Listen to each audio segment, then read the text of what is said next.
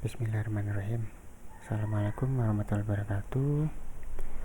Dimanapun Anda berada, ini coba saya rekam ke YouTube. Oke. Materi ini adalah tentang mengamankan sistem informasi. Nanti Anda bisa lihat materi tambahannya di Google Classroom. Terus materi lebih lengkapnya nanti akan ada di sana. Maksudnya kita akan bahas di Google Classroom. Cuman untuk menjembatani Anda yang sulit sinyal, terus hemat kuota gitu, Anda bisa lihat di YouTube. Nanti saya tautkan link di Google Classroom, Anda bisa lihat di sana. Jadi Anda masih bisa mendengarkan penjelasannya itu. Karena dengan berbagai pertimbangan ternyata merekam video ke YouTube itu butuh effort. Terus ya nanti Anda bisa melihat dengan kuota yang lebih hemat karena tidak harus live streaming. Kemudian kuota internet khusus YouTube itu banyak, jadi insya Allah Anda bisa mendengarkan dengan aman lah.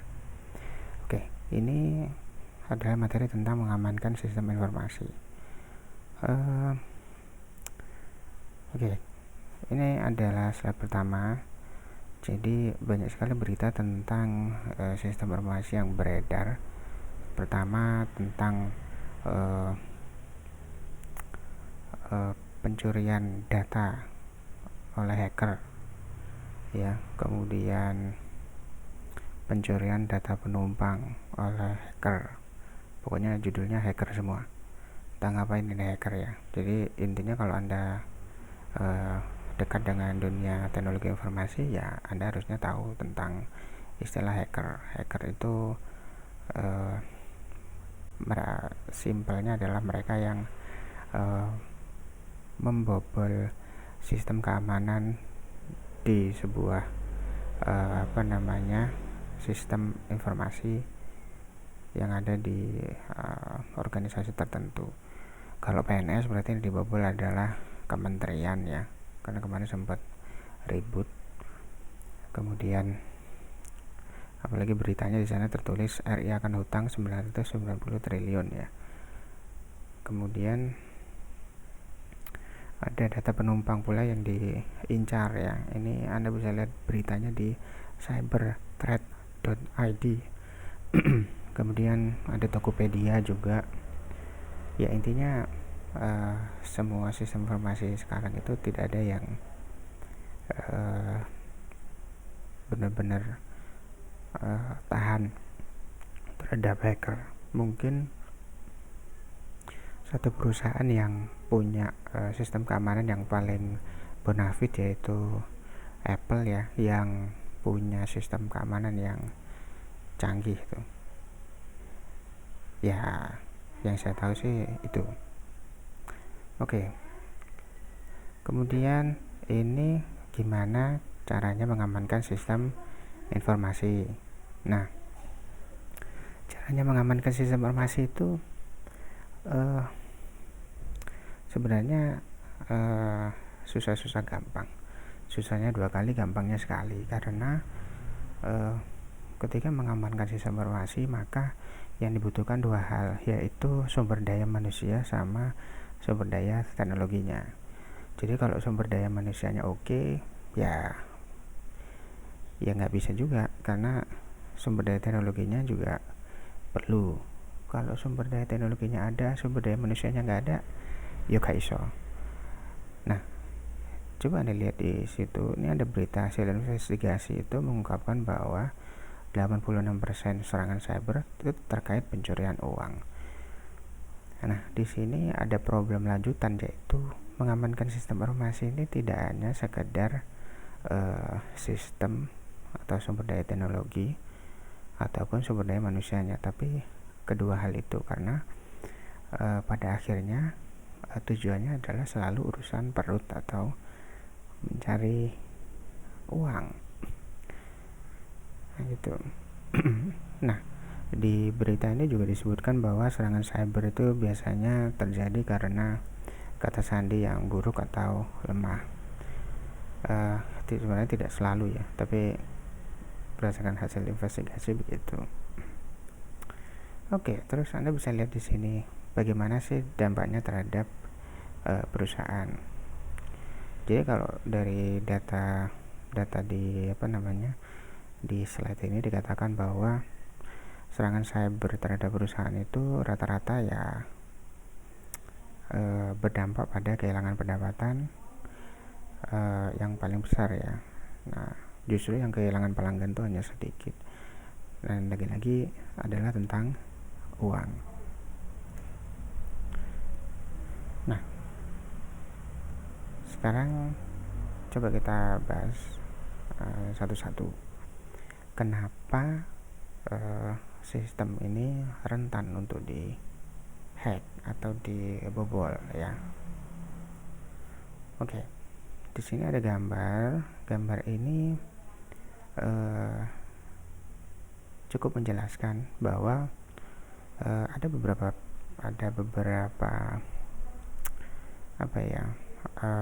alat yang akan terkait dengan yang namanya sistem keamanan.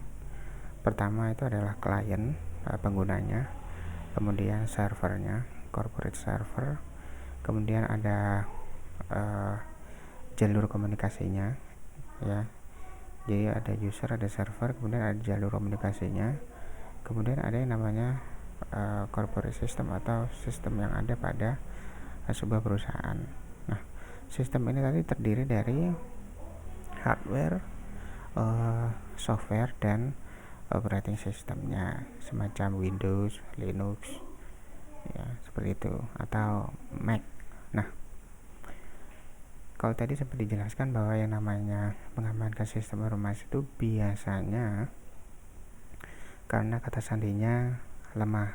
Nah, kata sandinya lemah ini adalah tindakan awal dari si hacker untuk bisa membobol sistem keamanan, karena ia bisa memasuki sistem keamanan dengan memasukkan username dan password yang benar. Tapi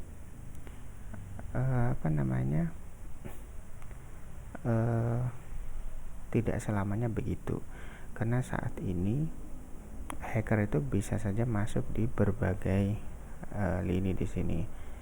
Pertama lewat usernya, kemudian yang kedua dari jalur komunikasinya, bisa pula lewat corporate servernya, bisa juga melalui corporate systemnya.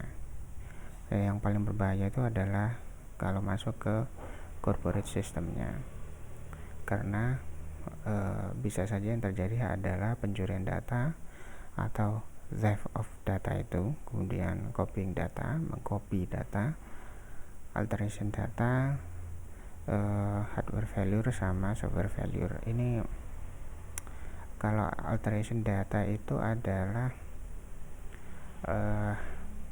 memalsukan data. Jadi kalau Anda sempat baca isu tentang PKI itu yang mengubah sejarah tentang PKI, nah itu kurang lebih mungkin contohnya seperti ya, cuman itu Wikipedia. Kalau ini dia datanya benar-benar dianggap secure, aman di sebuah database perusahaan, kemudian diganti oleh hacker ya. Ini bahaya, apalagi sifatnya adalah otorisasi atau tentang pertanggungjawaban tertentu. Nah, ini kemudian hardware failure atau software failure ini adalah kegagalan software ataupun hardware. Nah, bagaimana dengan corporate server? Ini juga bisa terjadi. Nah, biasanya pencegahannya itu biasanya pakai malware ya, cuman ya lagi-lagi yang namanya buatan manusia tidak sepenuhnya bagus juga itu. Nah, di sana intinya hacker itu bisa nyerang dari berbagai lini ya. Nah, pencurian data itu memang bisa terjadi pada tahap mana saja karena semua perangkat itu terhubung satu dan lainnya. Jadi bukan karena apa-apa ya, tapi karena semuanya terintegrasi, yang awalnya menjadi mudah dalam satu genggaman gitu ya. Jadi kalau misalnya Anda adalah pihak-pihak yang merasa bahwa semua hal itu ada dalam satu genggaman di handphone misalnya, ini problem juga. Di satu sisi Anda simple, di satu sisi Anda rentan juga karena semua terintegrasi di sana. Nah, jadi memang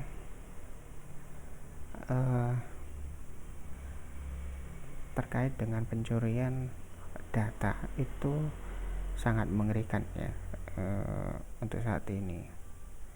Anda bisa lihat di gambar itu salah satunya adalah uang.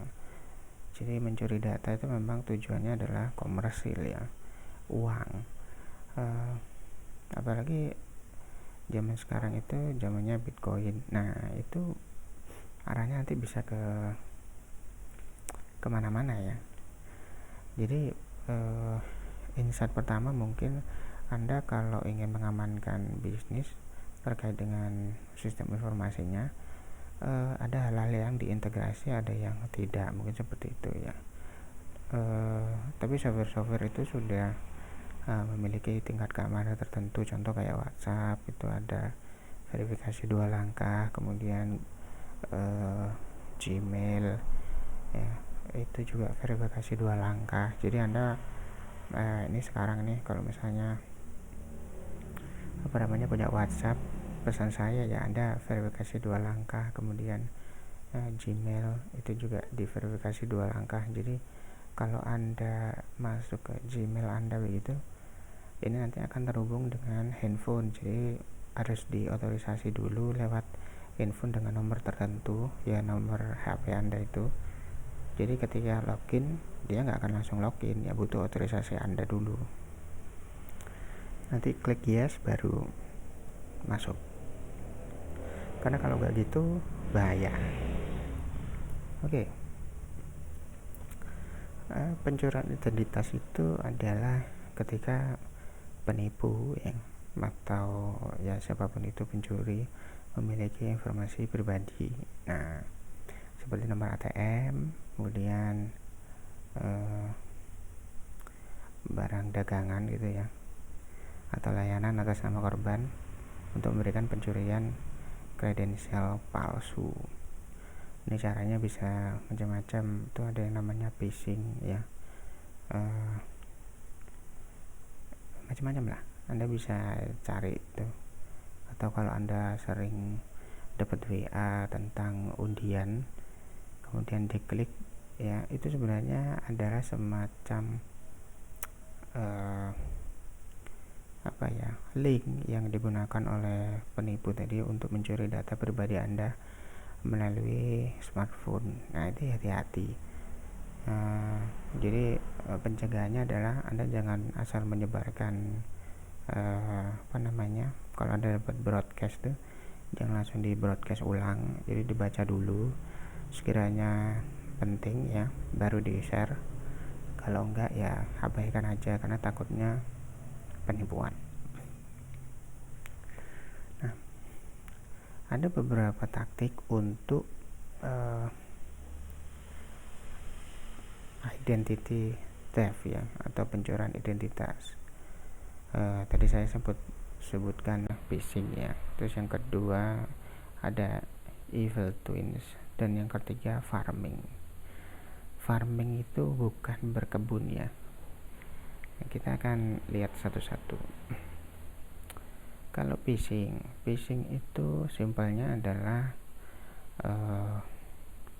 si pencuri ini itu mencuri username dan password Anda. seperti kalau Anda lagi mencuri, ya Anda nggak mencuri ya, misalnya kalau Anda itu pengen cari gratisan internet lah, terus Anda utak-utak gitu ya, terus intinya alhamdulillah bisa gitulah, dapat username sama password. Nah itu Anda phishing berarti. Atau untuk hal-hal yang lebih kredensial tuh berarti Anda dapat username dan password Tokopedia misalnya, atau mobile banking. Nah ini kan mengerikan ya, itu lewat phishing. Nah phishing itu sejatinya adalah pencurian identitas menggunakan alamat website palsu. Jadi kalau Anda kalau zaman saya dulu, atau nggak tahu Anda zamannya nggak ya, phishing itu awalnya biasanya kalau Anda punya Facebook gitu ya, ngetik Facebook di warnet gitu, itu halamannya Facebook tapi URL-nya bukan Facebook. Itu salah satu bentuk phishing ya. Jadi Anda masukkan username di situ, di enter tapi nggak masuk ke Facebook ya. Jadi muter-muter jadi situ. Username dan password Anda masuk ke pencurinya.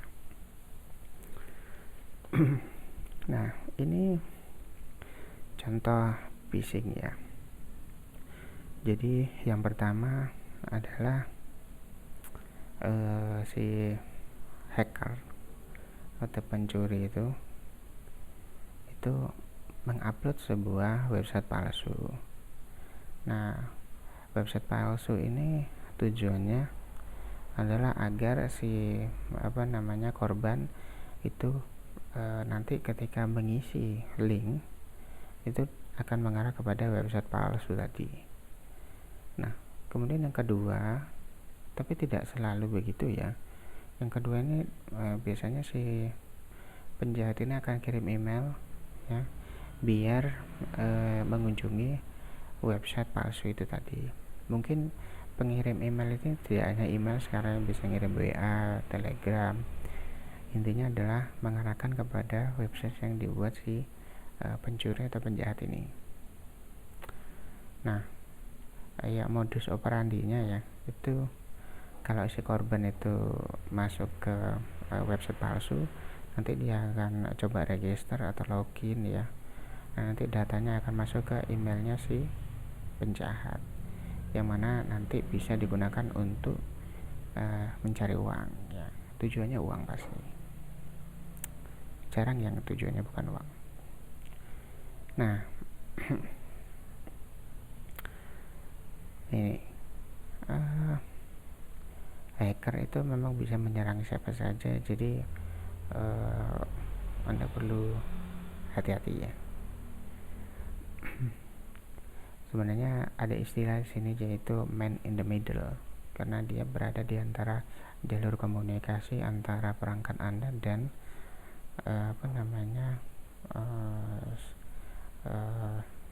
database yang atau intinya perangkat yang terhubung dengan perangkat Anda di tempat lain, taruhlah sistem dari perusahaan. Kalau zamannya work from home begini, misalnya ada akses, atau kalau saya misalnya akses ke kampus gitu ya, yang menarik adalah kalau misalnya contoh aja ya, kalau misalnya mahasiswa terus ngehack nilai misalnya awalnya dia nggak lulus tuh jadi lulus gitu. Nah ini bahaya ya, jadi jangan sampai seperti itu. Nah kemudian yang kedua adalah evil twins. Itu adalah pencurian identitas menggunakan alamat login hotspot palsu. Anda yang ngejar hotspot gratisan tuh hati-hati ya. Nah, ini ada yang namanya evil twins. Kemudian ada pula yang namanya farming attack. Yang farming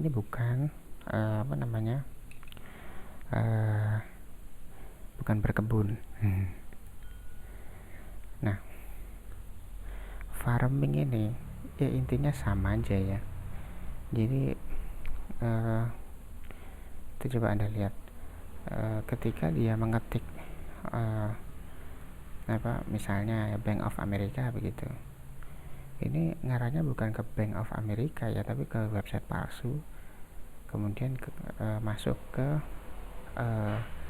server yang palsu pula. Jadi di sana dia ngambil data-datanya. Ya, ini ngeri. Nah, farming ini mencuri menggunakan alamat URL palsu, walaupun korban sudah mengetik alamat website dengan benar. Nah, jadi phishing, evil twin sama farming itu ya intinya sama aja lah untuk mencuri. Cuman ada beberapa hal kredensial yang berbeda. Sebenarnya lebih banyak dari ini ya, cuman yang sering dipakai ini. Nah, ini yang menarik. Jadi keamanan sistem informasi itu tidak hanya tentang sistem itu sendiri, tapi karyawan. Karena karyawan itulah yang tahu, apalagi urusan teknis ya, sehingga benar-benar harus diperhatikan tuh kesejahteraannya. Makanya kadang-kadang orang TI itu bayarnya tinggi ya zaman sekarang tuh, karena dia bisa mengancam perusahaannya sendiri kalau sampai membelot ya, dalam tanda kutip. Ini ada semacam survei ya, di sana dijelaskan emang sumber-sumber yang akan bisa menjadi ancaman bagi organisasi itu apa aja sih ya, terkait dengan keamanan sistem informasi. Di sana hacker ya itu cuma 17%, kemudian customer itu cuma 1%, kemudian pesaing itu cuma 5%. Nah, kalau Anda sempat berpikir bahwa itu adalah karyawan lama yang sakit hati gitu, itu juga ternyata hanya 17%, karena mungkin banyak sudah move on ya. Jadi Anda kalau punya kerjaan ya move on aja, nggak usah baper. Nah, kemudian ada yang namanya karyawan itu sendiri, ini sebanyak 60%, jadi mendominasi. Ini sungguh menarik karena banyak dari perusahaan di Indonesia yang tidak terlalu memperhatikan karyawannya, yang mana itu bisa menjadi ancaman terhadap sistem keamanan informasi di perusahaan tertentu gitu ya. Nah, ini ada beberapa kategori terkait dengan ancaman dari mereka-mereka yang berada di internal perusahaan. Ada yang namanya compromise, ada yang namanya negligent, ada yang namanya malicious.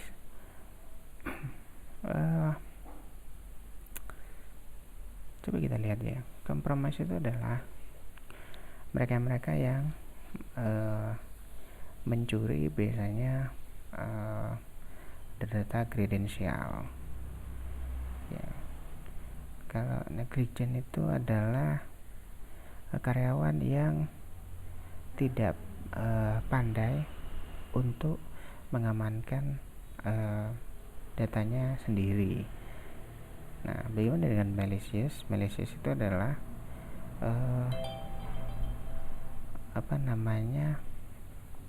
mantan karyawan. Ini yang mana ya? Kira-kira kayaknya semua hal ini, semua pihak ini ada di perusahaan tertentu deh. Ada yang compromise, ada yang negligent, ada yang malicious. Nah, lantas gimana caranya membangun sistem informasi yang aman kalau misalnya di mana-mana ada ya jenenge usaha. Nah, ini ada beberapa protokol ya. Kayak Anda pulang dari tempat kerja tuh ke kos atau ke rumah, kan ada protokolnya tuh. Kalau lagi ada virus begini, protokolnya langsung masuk kamar mandi dan teman-temannya begitu ya, membersihkan diri, hand sanitizer, tisu, sabun, cuci tangan, disemprot disinfektan, ya macam-macam. Nah, keamanan informasi juga ada beberapa protokol. Pertama, software control, jadi mengendalikan softwarenya. Kedua, hardwarenya. Tiga, operasi komputernya, sampai dengan administratifnya. Oke, ini penjelasan simpelnya. Kalau yang software control itu menjaga akses ilegal, jadi benar-benar terauthorize ya. Kalau misalnya Anda masuk ke sistem kampus itu, misalnya tentang akademik ya hanya pihak akademik yang bisa semacam itu. Ada pula hardware control. Nah, ini memastikan hardware berfungsi normal dan melakukan backup data. Jadi intinya di sini adalah ada backup di situ. Jadi sekiranya ada gangguan ya ada backupnya. Cuman memang mahal ya beginian ini. Kemudian computer operation control ini memastikan bahwa departemen MIS ini berjalan sesuai prosedur, dan mereka dipastikan memiliki prosedur untuk memulihkan data ketika terjadi secara abnormal. Di perusahaan itu sebenarnya belum tentu ada MIS juga ya. Kalau ada pun ya sekedar ada ya. Mungkin mereka tidak punya prosedur ya, tapi prosedur formal maksudnya. Kadang-kadang mereka punya prosedur pribadi saja dan tidak tertulis ya. Tapi alangkah baiknya memang ada prosedur tertulis yang jelas begitu. Kemudian prosedur itu tidak hanya prosedur untuk menjalankan berbagai aktivitas terkait dengan keamanan sistem informasi, tapi juga memastikan bahwa ketika terjadi keabnormalan begitu, mereka punya prosedur tersendiri gimana cara memperbaikinya itu. Kemudian data security control, ini adalah memastikan data yang disimpan dan digunakan untuk aktivitas bisnis tidak dapat dihapus dan dirusak oleh pengguna ilegal. Nah, kemudian yang selanjutnya ada implementation control. Sini mereka melakukan audit gitu ya. Audit pun ini problem juga ya, karena lagi-lagi terkait dengan dana. Kemudian administrative control, ini ada formalisasi prosedur. Biasanya mereka punya prosedur tapi tidak diformalisasi. Ya intinya kalau misalnya dari 6 ini terlalu mahal untuk dilakukan, bagaimana? Saya katakan mahal karena misalnya begini, Departemen MIS ini tidak hanya terkait dengan softwarenya, tapi juga hardware, SDM-nya, gaji, kemudian semacam pelatihan atau sertifikasi yang memastikan bahwa mereka memang benar-benar menguasai keahlian di bidangnya. Jadi dan keahlian di bidangnya itu memang butuh proses ya, dan butuh uang dan butuh dana. Sehingga paling tidak adalah misalnya untuk UMKM ya minimal ada software control dan hardware control, lainnya bisa dimaksimalkan sambil jalan. Nah, terus apa saja yang bisa digunakan untuk mengamankan sistem informasi? Pertama, gunakan autentifikasi pengguna. Nah, autentifikasi itu adalah contohnya verifikasi 2 langkah.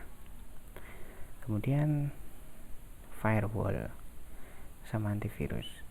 Firewall itu nah ini ya, Anda bisa lihat perbedaannya. Firewall itu base hardware atau software ya. Kalau antivirus itu software ya, bukan hardware. Kemudian firewall itu adalah semacam sistem keamanan yang mencegah akses yang tidak terautentikasi untuk masuk. Jadi kalau Anda punya laptop OS-nya Windows itu biasanya ada firewall, itu diaktifin aja. Kalau antivirus itu masalahnya pihak ketiga ya, tapi tidak mencegah sih. Kalau orang ini berusaha untuk masuk itu, antivirus biasanya nggak mencegah itu. Sehingga intinya adalah firewall dan antivirus ini harus berjalan beriringan. Ada yang menarik juga ini terkait dengan firewall dan antivirus. Berbagai negara itu punya virusnya sendiri-sendiri ya. Jadi kalau Anda di Indonesia ya, kalau ada buatan Indonesia Anda gunakan tuh. Contoh ya, Anda pakai Smartdav ya, Anda pakai Kaspersky misalnya. Harus ada 2 begitu. Karena kadang virus dari luar itu yang lebih mampu untuk menahan ya si antivirus buatan luar negeri. Kalau yang dari Indonesia tuh ya antivirus dari Indonesia, karena dulu tuh ada antivirus virus namanya virus kangen ya. Virus kangen ini mengganggu, nggak tahu kalau Anda tahu atau enggak ya, walaupun namanya ini menggemaskan ya, tapi itu menyebalkan. Virus kangen itu menyebabkan berbagai masalah ya. Jadi kalau Anda ngopi data, dia akan berubah menjadi kembang gini. Jadi kalau Anda ngerjain skripsi begitu, simpan dalam file Word, itu kalau kena kangen dia nggak bisa dibuka. Kalaupun dibuka isinya cuma kembang doang. Jadi ada mawarnya begitu, terus ada pesan rindu begitu ya. Ini mengganggu kaum skripsi itu pada zaman saya kuliah dulu. Terus ada lagi yang namanya Brontok. Brontok itu kayaknya Indonesia punya ya. Brontok itu sukanya memperbanyak diri kalau saya nggak salah tuh. Jadi kalau udah kena Brontok ya paling enak di install ulang. Gak tahu ya Anda ngalami atau enggak ya. Kalau Anda seumur saya harusnya tahu. Kayaknya sekarang udah jarang terjadi ya, karena udah ketinggalan zaman ya virus itu. Nah yang ketiga, gunakan VPN. VPN itu kalau zaman sekarang biasanya dipakai untuk nonton gratis ya. Nah sebenarnya enggak seperti itu. VPN itu memang very private network ya. Jadi ada yang gratis, ada yang bayar. Kalau gratis Anda bisa pakai browser Opera itu kalau buat nonton.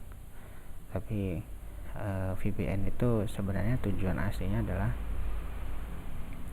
kalau Anda ingin mengakses dengan jalur yang sangat pribadi, dan tujuan lainnya mencegah hacker, firewall atau pemerintah untuk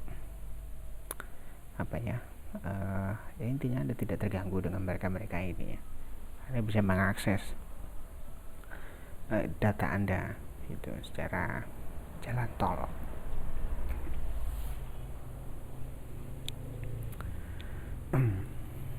Keempat, menggunakan encryption ya. Encryption ini sekarang lagi populer ya, karena ketika Anda mengirim sesuatu di encrypt, kemudian untuk membukanya harus di decrypt dulu baru bisa dibaca. Contoh penggunaan encryption ini adalah untuk otorisasi data terkait dengan tanda tangan misalnya, kayak barcode, bukan barcode ya, QR code. Nah seperti itu. Kelima, memastikan ketersediaan sistem yang mendukung. Nah ini ada nggak nih sistem yang mendukung nih? Kalau nggak ada sistem yang mendukung ya repot. Sistem yang mendukung itu apa aja? Sistem yang mendukung itu adalah seperti ini. Ada manajemen data, ada pula ketersediaan data. Ya, mulai dari archiving, backup, snapshot. Jadi macam-macam. Apakah semua perusahaan punya? Enggak. Apakah semua bisa memiliki sistem keamanan yang bonafit? Bisa, cuman ya butuh waktu. Alhasil apa yang harus dimiliki? Ya, kalau saya pribadi menganjurkan backup adalah yang paling murah gitu, di backup. Online itu tidak selamanya bagus juga. Kemudian terintegrasi dan komputerisasi itu juga tidak selamanya bagus ya. Untuk taraf tertentu ya, tapi tidak selamanya bagus. Namanya buatan pemerintah.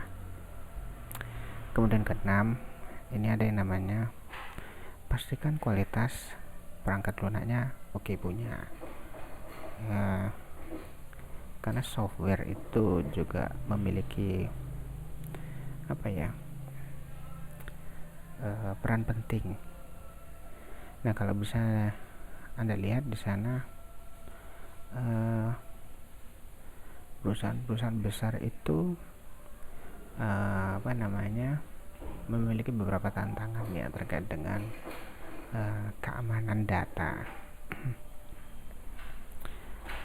Di sini disebutkan bahwa 57%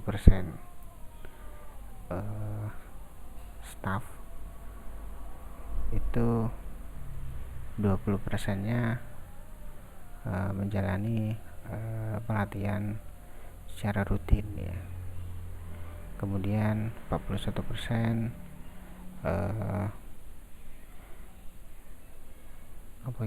data value and origin ya. 41% itu tidak memiliki sistem yang baik ya, kalau bisa Anda lihat di sana. Kemudian 85% itu yang paling besar itu adalah maka ada tulisan di bawahnya itu 40% ini tidak memiliki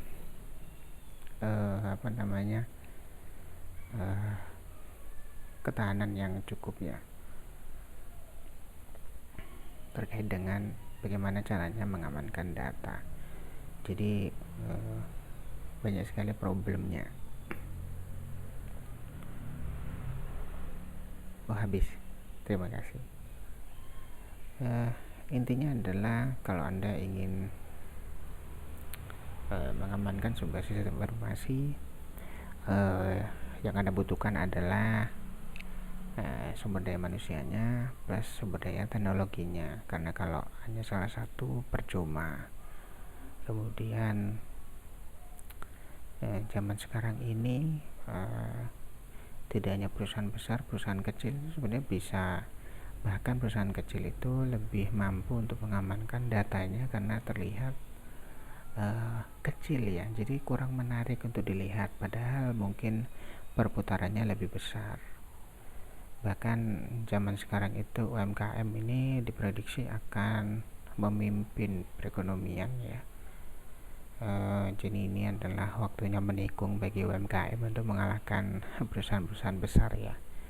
Mungkin saja efek positifnya dari COVID ini nanti bakal banyak UMKM baru yang punya perputaran modal yang melebihi perusahaan besar, karena mereka lebih lihai untuk beradaptasi dengan lingkungan ya, dan sebagainya ya, kira-kira gitu.